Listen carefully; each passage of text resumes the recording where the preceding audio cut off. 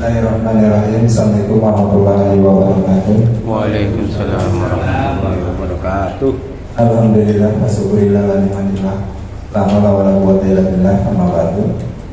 Bapak Ibu peserta pengajian yang berbahagia, pada kesempatan kali ini sudah sepatutnya lah kita panjatkan puji syukur pada Allah Subhanahu wa taala yang telah memberikan kita berbagai curahan-curahan kenikmatan sehingga pada sore menjelang malam kita masih bisa mengikuti pengajian rutin setiap Selasa malam atau malam Rabu.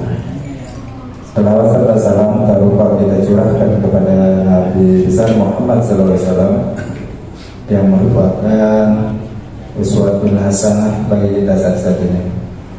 Bapak Ibu yang berbahagia, untuk membersihkan waktu, marilah pengajian ini kita buka saja dengan lafaz basmalah. Bismillahirrahmanirrahim.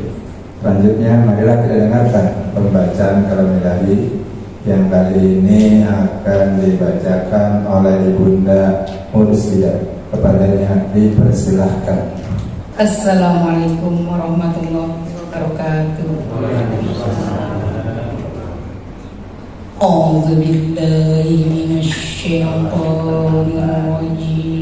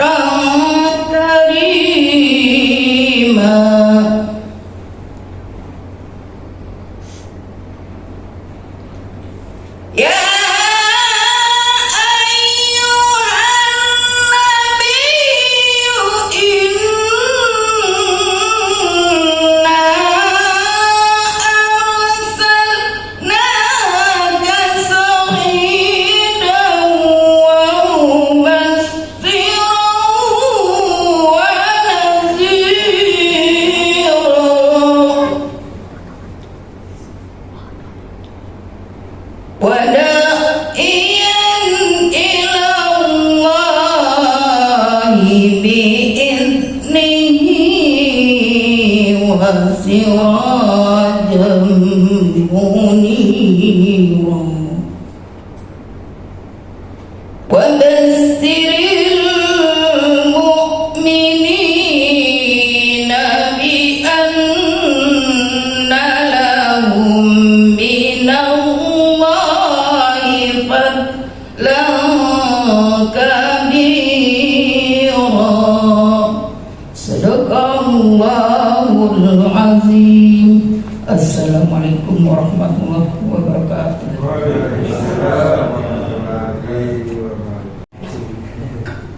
Bismillahirrahmanirrahim. Assalamualaikum warahmatullahi wabarakatuh. Waalaikumsalam warahmatullahi wabarakatuh. Alhamdulillah alladzi arsala rasulahu bil huda wa dinil haqq liyudhhirahu 'ala dini kullihi wa kafa billahi syahida. Asyhadu an la ilaha illallah wahdahu la syarika lah wa asyhadu anna Muhammadan abduhu wa rasuluh. Allahumma sholli wa sallim wa barik ala Muhammadin wa ala alihi wa ashabihi wa man ittaba'a hudahu wa mawala. Subhanaka la ilma lana illa ma 'allamtana innaka antal alimul hakim. Allahumma anfa'na bima 'allamtana wa 'allimna ma yanfa'una wa zidna ilma. Allahumma inna nas'aluka ilman nafi'an wa rizqan thayyiban wa amalan mutaqabbalan. Ikhwatu iman, jamaah yang dimuliakan Allah Subhanahu wa taala. Alhamdulillah, puji syukur selalu dan senantiasa kita panjatkan kepada Allah Subhanahu wa taala. Salawat dan salam kepada Nabi Muhammad sallallahu alaihi wasallam, keluarganya, para sahabatnya, dan mudah-mudahan salawat dalam arti sanjungan, salam keselamatan bisa sampai kepada kita yang tetap istiqamah dalam melaksanakan contoh-contoh beliau. Ikhwatul iman yang dimuliakan Allah Subhanahu wa taala, pada pekan yang lalu kita telah mengetahui rangkaian ayat-ayat yang berkaitan tentang ibadah Ramadan, yaitu yang Allah sebutkan di dalam Al-Quran dalam surat Al-Baqarah ayat 183 sampai dengan 188.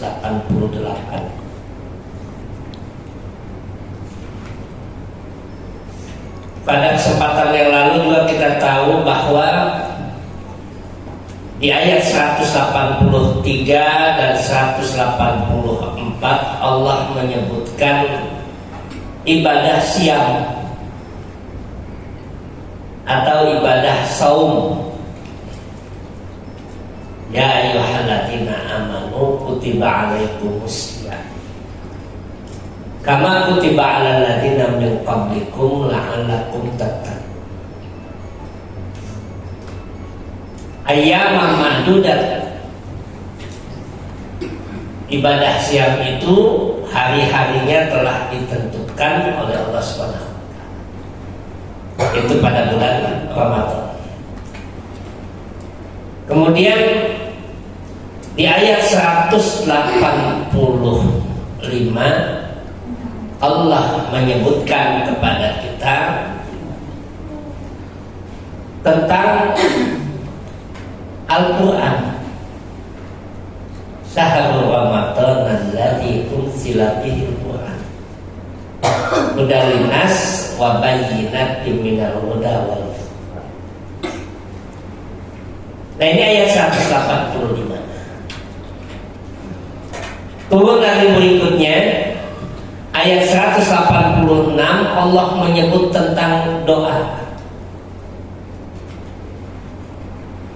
Wa idza sa'alaka 'ibadi anni fa inni qarib ujibu da'watad da'i idza da'an falyastajibu li wa liyu'minu bi la'allahum yarsudun.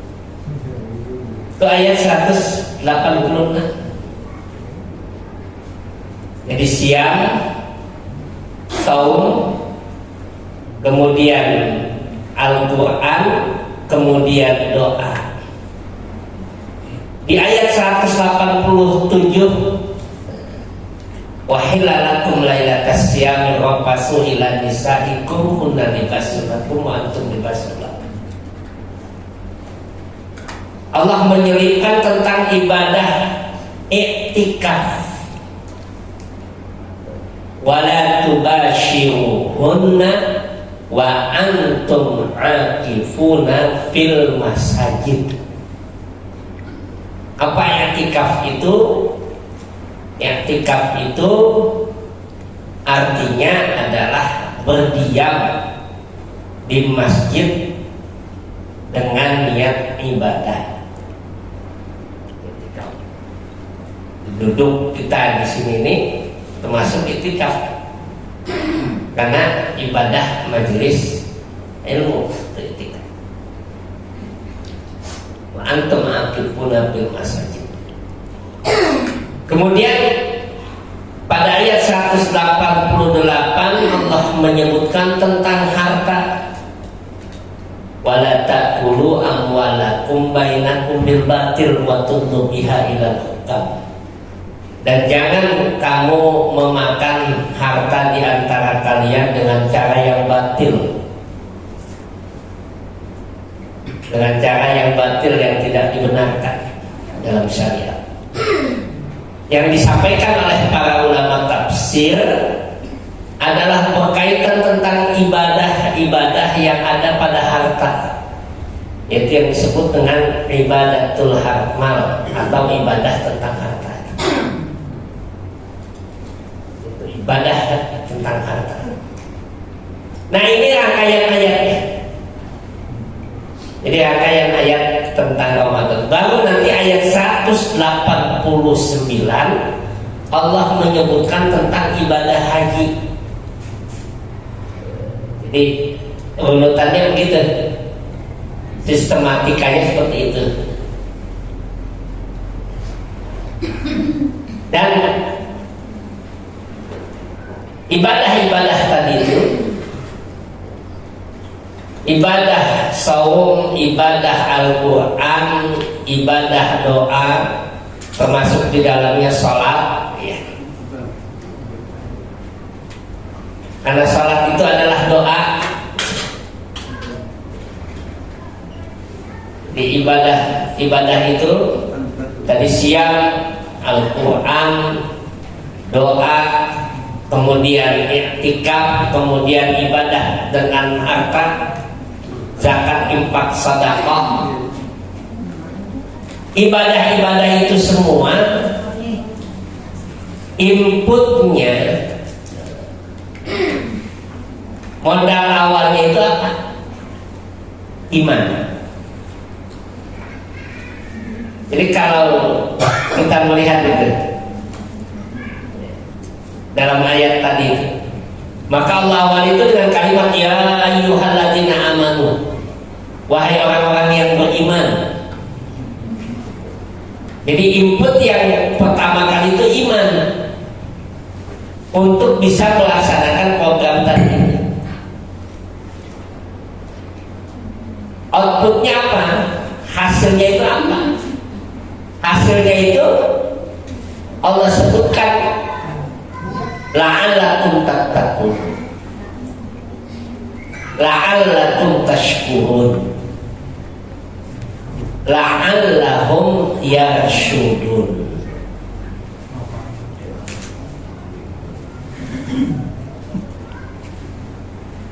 Nah itu outputnya.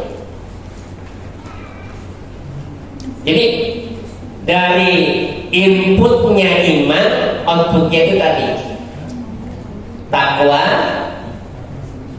syukur, kemudian irsyad, bimbingan Allah. Jadi kalau mau kita sistematikakan gitu ya, input, kemudian proses, kemudian outputnya. Inputnya itu apa? Ya ayyuhalladzina amanu itu.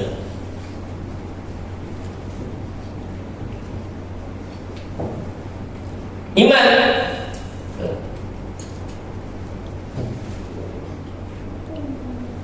Itu dalam ibadah Ramadan. Masuk pada prosesnya yang disebutkan dalam ayat tadi itu ada ibadah siam, ada ibadah Al-Quran, ada ibadah doa, ada ibadah iktikaf, ada ibadah yang terkait dengan harta. Ini prosesnya.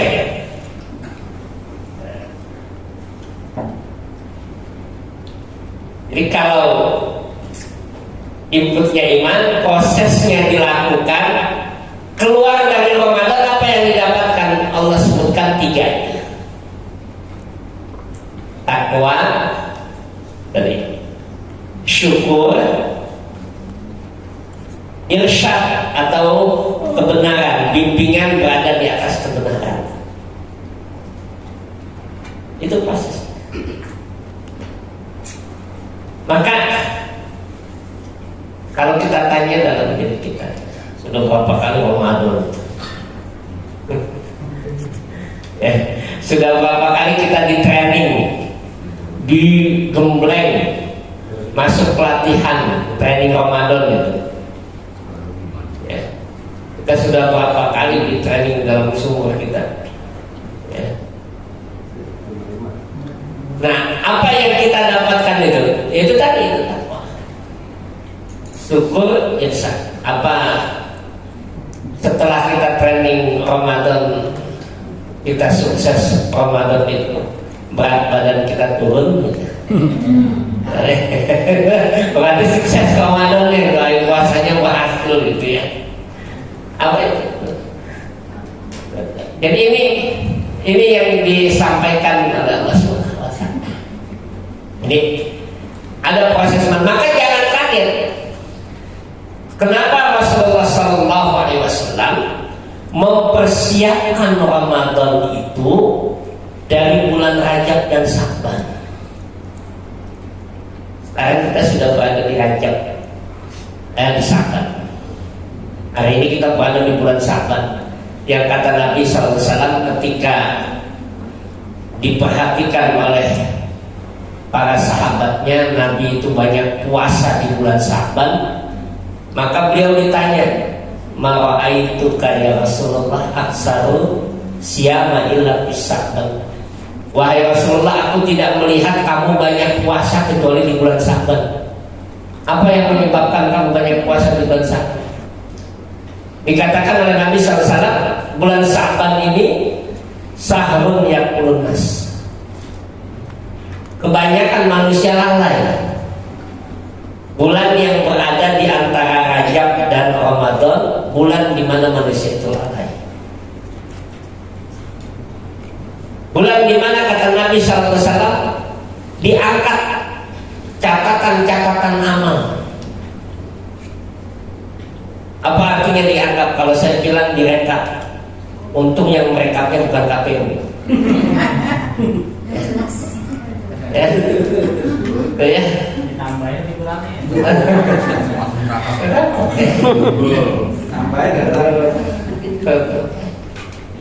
Yang direkap, diangkat, kata turpa'u bihal a'mal, kata Nabi itu bulan Sya'ban ini bulan diangkatnya catatan-catatan amal kita itu.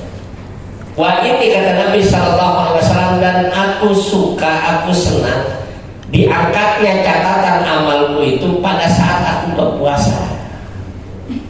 Kata Rasulullah banyak puasa bukan Syaban. Bahkan sebagian ulama menyebutkan panjangnya sholat Nabi dalam sholat malamnya, beliau memanjangkan sholat itu terjadi pada 2 bulan. Yang pertama di bulan Sya'ban, yang kedua di bulan Ramadan.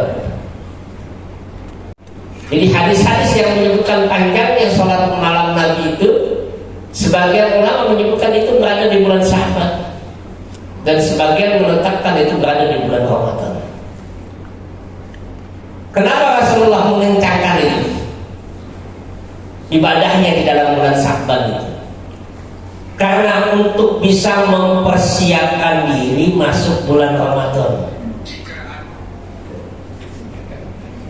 Persiapan dirinya di bulan Ramadan, meningkatkan imannya tadi itu. Jadi ini yang dipersiapkan itu. Sehingga Nabi SAW itu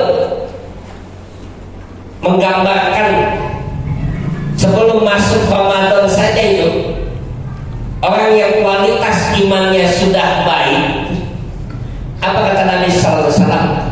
Fariha, dia akan berbahagia, senang ketika masuk bulan Ramadan. Walaupun harga sembako naik. bensin Ya. senang bagi Tapi dia senang. Jadi kata Nabi SAW, man fariha, barang siapa yang berbahagia senang dengan kedatangan bulan Ramadan, itu menunjukkan keimanan yang ada pada dirinya.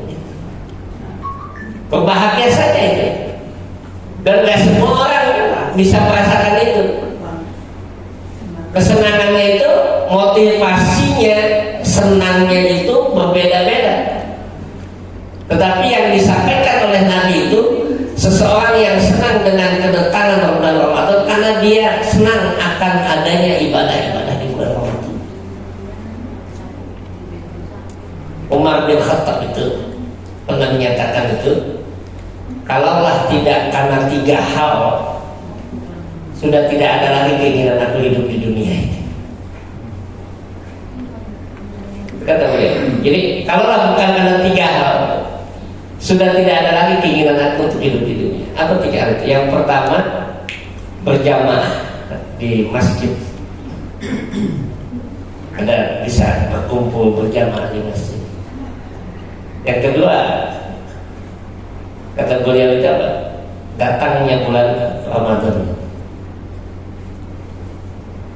Itu. Dan yang ketiga, diantaranya adalah memperbanyak amal-amal soleh. Kalau bukan karena itu, kayaknya udah gak kepengen lagi ini. Kalau bisa hidup 1000 tahun. Jadi itu gambaran berbahagia dengan kedatangan bulan Ramadan itu. Nah, kebahagiaan kita dengan datangnya bulan Ramadan itu dipersiapkan dari bulan Sya'ban. Meningkatkan iman itu di bulan Sya'ban itu sudah dipersiapkan. Maka inputnya tadi itu baik, inputnya itu sudah siap untuk masuk bulan Ramadan. Tinggal prosesnya yang kita jalani dengan baik. Kira-kira apa tuh yang harus dilakukan supaya proses itu berjalan dengan baik? Kira-kira apa? Supaya puasa kita cakep, sholat kita, doa kita cakep, baca Quran kita itu benar, bagus, maksimal, bisa kita i'tikaf dengan baik, memperbanyak waktu kita di masjid.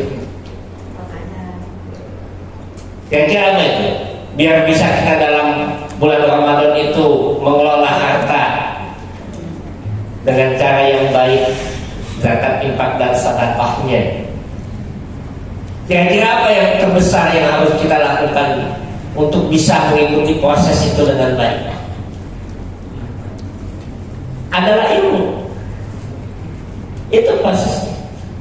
Jadi kalau kita masuk pelatihan nggak tahu random acaranya, tahu-tahu orang dikumpulin di kelas jam 8 sampai jam 10 pagi, kumpul di kelas, kita nggak pernah tahu acaranya. Jam 8 itu waktunya kita tidur pagi. Kalau kita nggak tahu apa programnya bulan Ramadan itu, puasa itu ngapain aja, ya sudah, hanya menahan lapar dan haus saja. Tidak maksimal. Libur sebulan gitu ya.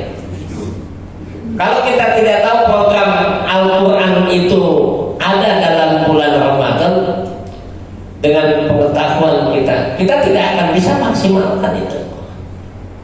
Maka jangan kaget, orang yang paham itu luar biasa. Imam Ibnu Hajar Al-Asqalani itu seorang penulis kitab Bulughul Maram, penulis kitab Syarah Imam Al-Bukhari. Syarah hadis Bukhari itu ditulis oleh Imam Ibnu Hajar Al-Asqalani itu sebanyak 47 jilid. Beliau menulis penjelasan kitab hadis Imam Al-Bukhari itu. Imam Al-Bukhari itu mengumpulkan 11.000 hadis. Kemudian dijelaskan oleh beliau 11.000 hadis itu. Dijelaskan bukan hadisnya saja, kata per katanya dijelasin. Iya, dijelasin. Kemudian orangnya juga dijelaskan, riwayatnya siapa, ini. Itu dijelaskan, maka beliau 47 jilid gitu. Sudah diterjemahkan ya kitab itu, kitab Syarah Imam Al-Bukhari. Imam Muslim itu menulis kitab hadis kurang lebih 11.000 disyarahkan oleh Imam An-Nawawi, tapi cuma 1 jilid syarahnya ikhlas. Tapi Imam Al-Bukhari disyarahkan oleh Imam Ibnu Hajar Al-Asqalani itu, dijelaskan hadisnya itu sampai 47 jilid. Waktu beli kitab terjemahannya itu, waktu itu saya masih harga 3,7 juta buku itu dulu. Bagusnya saya beli ke mana buku itu bekas kebanjiran, saya beli. Jadi waktu itu cuma dapat sekitar 900 ribuan. Itu jadi luar biasa. Nah, ini Imam Ibnu Hajar Al-Asqalani itu ketika masuk bulan Sa'ban, beliau tutup itu kitab hadisnya. Beliau memegang Al-Quran itu. Jadi beliau interaksi benar-benar dengan Al-Quran. Di bulan Sa'ban itu dia persiapkan. Maka ibu-ibu yang belum hatam Quran ini, bulan Sa'ban ini hatamin. Yang masih punya utang puasa, dibayar. Ya, yang masih punya utang sama teman, tak dulu gitu ya. Ini utang puasa. Ada pemutihan katanya. Ya, Masya Allah. Jadi, nah ini yang disampaikan oleh kisah-kisah para ulama. Imam Malik itu pun seperti itu. Ketika masuk Ramadan sudah, beliau interaksinya luar biasa dengan Al-Quran itu. Pernah disampaikan bahwa Imam Syafi'i itu menghatamkan Al-Quran dalam 1 bulan 60 kali. Berarti sehari 2 kali. Sebulan. Bacanya cepatnya kayak apa? Hadar. Nanti ada membaca Al-Quran itu ada 4 jenis bacaan. Yang paling tercepat itu hadar. Hadar itu cepat, panjang pendeknya dia ambil yang dua semua, tidak ada yang 6, tidak ada yang 4, 2 semua, tetapi sama panjang pendeknya betul. Waktu mu'allimin mengadakan setoran hafalan itu, tasmi' khatmil Quran itu, saya memperhatikan itu, mu'allimin Madrasah Muhammadiyah Yogyakarta itu, saya mengikuti itu. mulai ba'da subuh selesai setengah 9 malam satu Quran di store. Bisa itu? Nggak belakang ya? Belakang. Belakang istirahat, dia ba'da subuh stop. Kemudian nanti ada waktu istirahat makan pagi, setelah itu duha store lagi, duduk lagi di majelis store lagi. Lanjut sampai zuhur istirahat sebentar, sebelum jam 11 sholat zuhur, kemudian istirahat, kemudian makan, mulai lagi, lanjut lagi setengah 9 malam kalau nggak salah itu atau setengah 10 waktu itu. Selesai 30 juz orang. Itu 1 juz sehari, tinggal 1 kali khatam. Imam Syafi'i 2 kali. Kenapa bisa 2 kali? Karena beliau pertama sudah hafidul Quran, memang sudah hafal Quran. Kita masih pletot-pletot bacanya. Kalau Imam Syafi'i itu sudah hafal Quran memang dari umur 7 tahun. Yang kedua, beliau melakukan itu tidak setiap tahun, tidak, hanya 1 kali dalam seumur hidupnya. Dikatakan oleh para ahli sejarah itu 1 kali saja beliau lakukan itu. Kalau bahasa kita ingin unjuk gigi, sanggup nggak nih kira-kira nih gitu, ya. Jadi ingin mengetahui sanggup nggak. Nah, itu interaksi dengan Al-Quran. Maka imam para ulama, orang-orang saleh itu dulu luar biasa dalam bulan Ramadan dengan Al-Quran. Kata Abdullah bin Mas'udin radhiyallahu anhu itu, di zaman kami itu ada yang menghatamkan 3 hari sekali, 1 pekan sekali, 2 pekan sekali. Yang paling malas itu sebulan sekali hatam. Yang paling malas. Kalau yang setahun aja enggak gimana? Kita setahun aja belum hatam. Palingnya kita yang udah yang kemarin sekali seumur hidup. Allah, Itu yang kebangetan ya? buat petang gitu. Udah. Tapi ini Imam Syafi'i luar biasa. Maka kalau lihat mereka hari-hari dalam bulan Ramadan itu luar biasa. Tidak ada tersisa waktu dalam pengertian kecuali Quran. Itu yang dilakukan oleh orang-orang saleh. Quran saja sudah. Istirahatnya dia Quran, capek dia tidur. Aktivitas, apakah kita katakan para sahabat Nabi itu orang yang nggak punya kerjaan, kok bisa hatam Quran yang lama gitu? Mungkin kita berpikirnya begitu, jangan-jangan nggak punya kerjaan gitu. Duitnya banyak. Duitnya banyak gitu. Apa kita berpikir itu? Siapa yang tidak kenal dengan Utsman bin Affan? Seorang pedagang yang katakan pengusaha. Kalau sekarang itu Utsman bin Affan itu pengusahanya bukan pengusaha lokal, bukan pengusaha omon-omon, ya. Pengusahanya itu pengusaha internasional. Jadi sudah keluar transaksionalnya itu. Jadi bukan hanya di kota Mekah saja, tidak. Utsman bin Affan itu perdagangannya sangat itu luar biasa, kesibukannya luar biasa. Tapi lihat interaksi beliau dengan Al-Quran. Maka ada seorang sahabat itu berkata, aku tidak melihat satupun dari sahabat Nabi SAW ketika bulan Ramadan kecuali mereka letih dalam membaca Al-Quran lalu kemudian mereka tidur, dan ketika bangun lagi mereka membaca Quran lagi.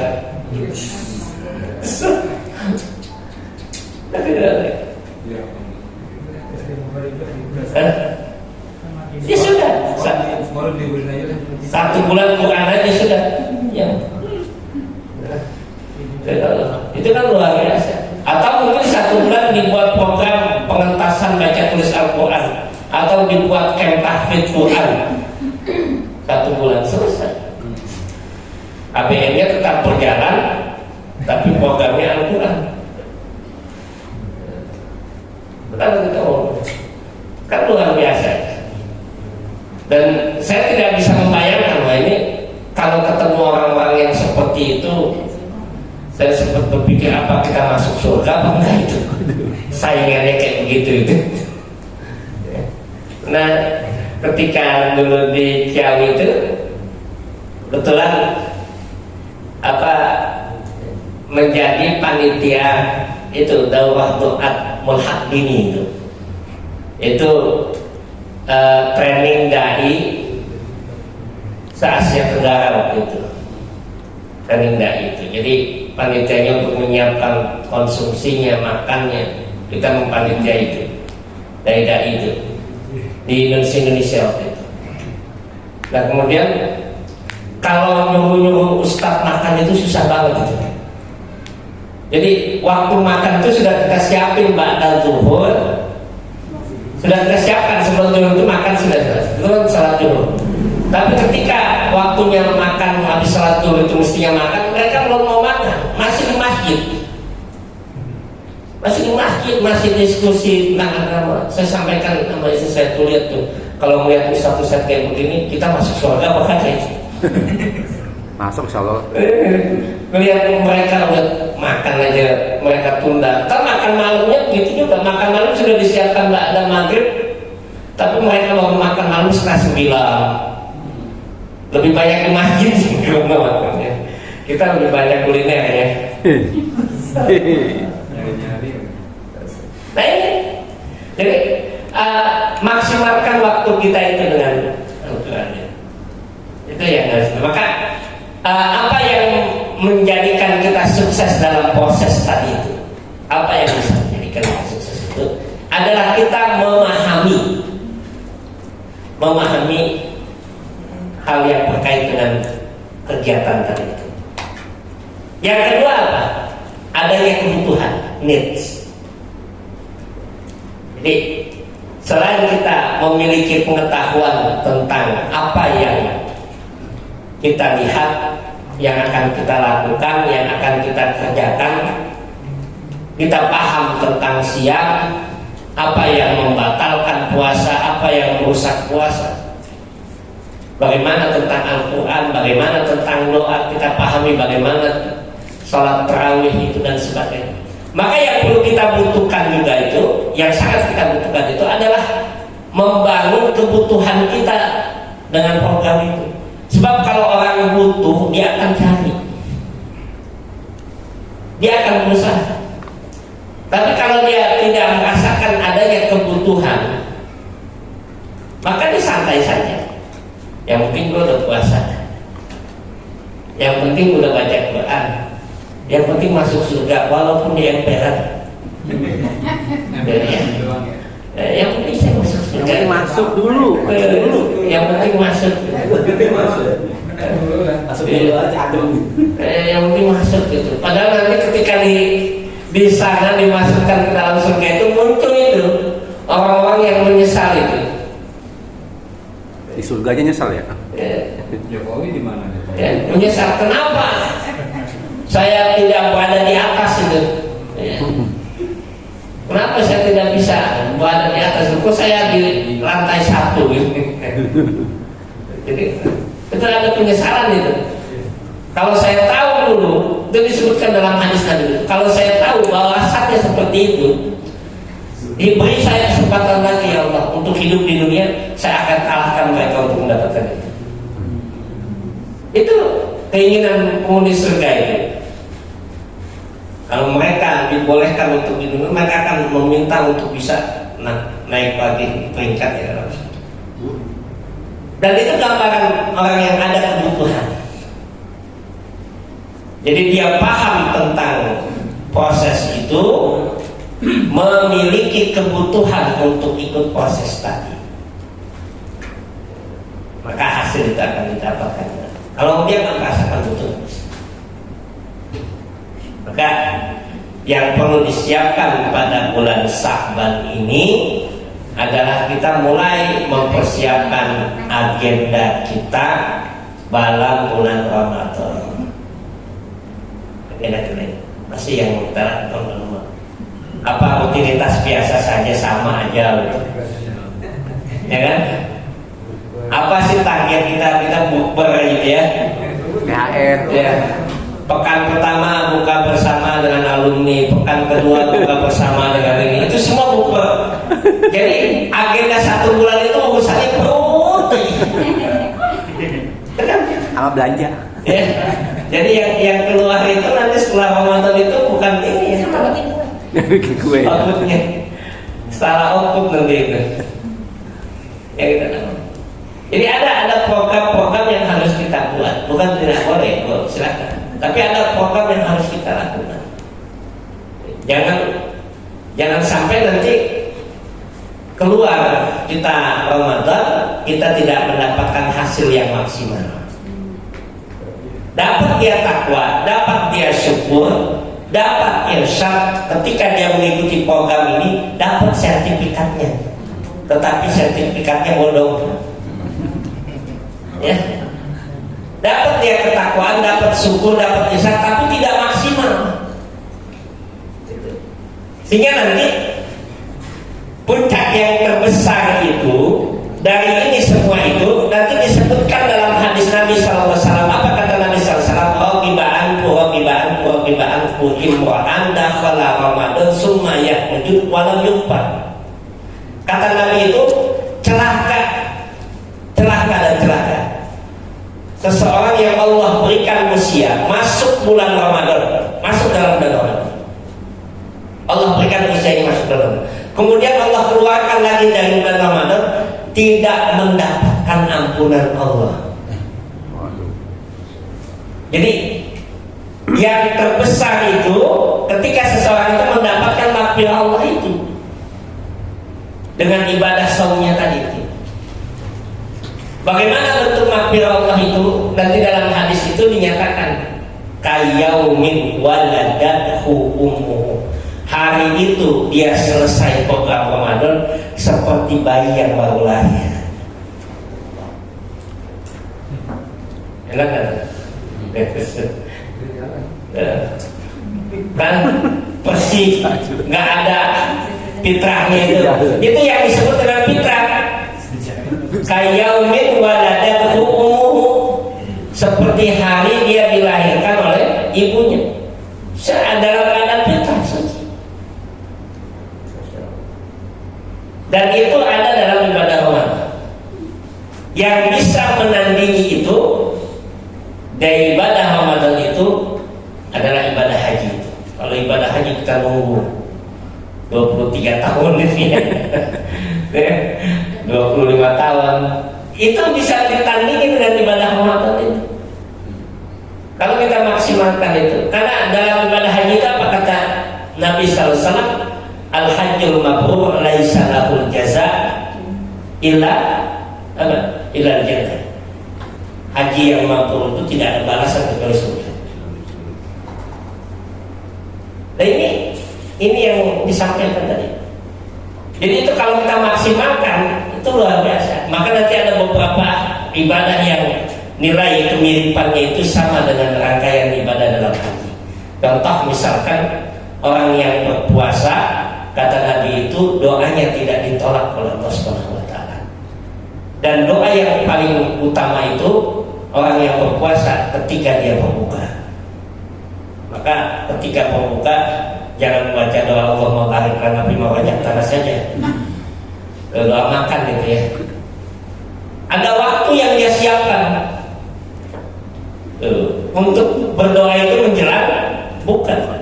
Dan ini sama kedudukannya dengan orang yang menunaikan ibadah haji ketika di padang Arafah. Antara selesai asar sampai menjelang maghrib adalah waktu mustajab doa.